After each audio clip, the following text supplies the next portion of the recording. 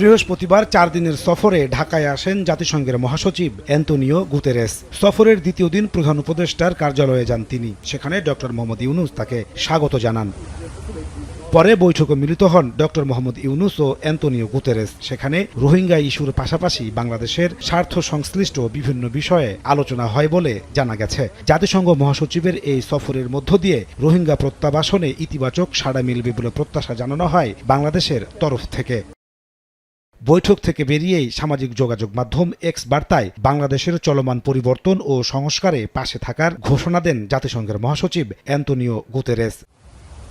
এরপর প্রধান উপদেষ্টার কার্যালয়ে পরিদর্শন বইয়ে স্বাক্ষর করেন জাতিসংঘের মহাসচিব। পরে সবার সঙ্গে গ্রুপ ফটো সেশনে অংশ নেন তিনি।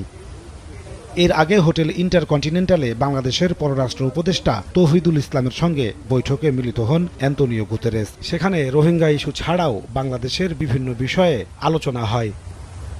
আগামী 16 মার্চ গুতেরেসের বাংলাদেশ ছাড়ার কথা রয়েছে। নাজমুস সালেহী, সময় সংবাদ, ঢাকা।